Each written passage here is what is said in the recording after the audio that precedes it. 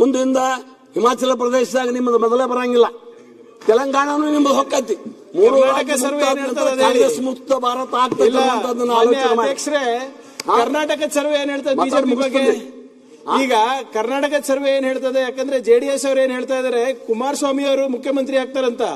ಯಾರು ಮಾಡ್ತಾರಂತ? ಅಮಿತ್ ಶಾ ಅವರು ಮೋದಿ ಮಾಡ್ತಾರಂತ. ನಿಮ್ಮ ಮನೆ ಬರ ಏನಾಯ್ತ್ರಿ? ನಾವು ಎನ್ಡಿಎ ಆಗ್ತೀರಿ. ನೀವು ಯಾರು ಒಬ್ರು ಕೂಡ ಚಕಾರ ಮಿತ್ರ ಪಕ್ಷ ನಾವು ಯಾರೇ ಆಗ್ಲಿ ನೀವು ನಮ್ಮ ಹಣೆ ಬರ ಬಿಡ್ರಿ, ನಿಮ್ಮ ಹಣೆ ಬರ ಹೇಳ್ರಿ. ನಾವು ಮೋದಿ ಮತ್ತೆ ಶಾ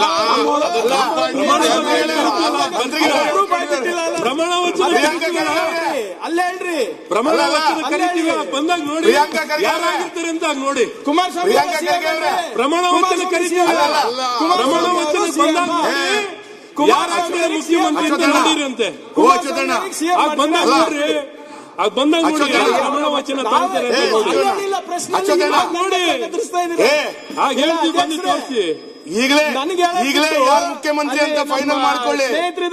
ಯಾಕೆ ಗೊತ್ತಾ? ಅವ್ರಿಗೆ ಹೇಳಿ ಕುಮಾರಸ್ವಾಮಿ ಸಿಎಂ ಆಗೋದಿಲ್ಲ, ಡಿಕೆಶಿ ಅವರು ಡೆಲ್ಲಿಗೆ ಹೋಗೋದು, ಇಲ್ಲಿ ಶಾಸಕರಿಗೆ ಊಟ ಕೊಡೋದು. ಯಾರು ಮುಖ್ಯಮಂತ್ರಿ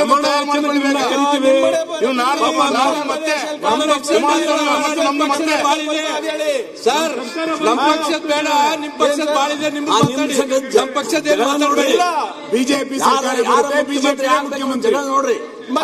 ಕೇಳಿಲ್ಲ ನಿಮಗೆ ನಾನು ಹೇಳ್ತಿರಲಿಲ್ಲ, ಬಿಜೆಪಿ ಮುಖ್ಯಮಂತ್ರಿ ಇಲ್ಲಿ ಹೇಳೋದು ಪ್ರಯೋಜನ ಇಲ್ಲ. ಈಗ ನಿಮ್ಮಲ್ಲಿ ಯಾರು ಮುಖ್ಯಮಂತ್ರಿ ಆಗ್ತಾರೆ ಅಂತ ಹೇಳಿ ಇವರೇ ಇರ್ತಾರ, ಮುಂದುವರಿತಾರಲ್ಲ ಅಂತ ಹೇಳಿ 28ರಲ್ಲಿ ಬಿಜೆಪಿ ಮುಖ್ಯಮಂತ್ರಿ ನೋಡಿ.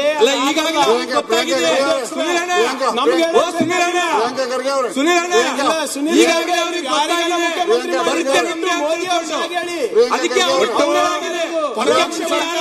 ಪರೋಕ್ಷವಾಗಿ ಎನ್ಡಿಎ ಗೌರ್ಮೆಂಟ್ ಸರ್ಕಾರನೇ ನೀವು ಈಗ ನೀವು ಸ್ಪಷ್ಟ ಮಾಡಿ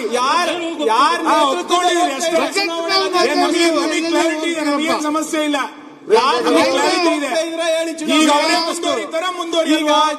ನೀವು ಎರಡನೇ ಸೇರಿದ ಮುಂದಿನ ಸೇರಿ ನಿಮ್ಮನೆ ಬರ ಗೊತ್ತಿಲ್ಲ, ನಮ್ಮನೆ ಬರ ನಮ್ಮನೆ ಬರ 2028ರದು. ಈಗ ನಿಮ್ಮನೆ ಬರ ನಿಮ್ಮನೆ ಬರ ಏನಂತ ನಿಮ್ಗೆ ಗೊತ್ತಿಲ್ಲ. ಜಿಬಿಎನ್ ಒಪ್ಪಂದ ಇದೆಯಾ? ರಾಷ್ಟ್ರೀಯ ಹೈಕಮಾಂಡ್ ನಿಮ್ಮ ಕ್ಷೇತ್ರದಲ್ಲಿ ಎಷ್ಟು ಸೀಟ್ ಕೊಡ್ತಾ ಇದ್ರ ಜೆಡಿಎಸ್ ಹೇಳಿ?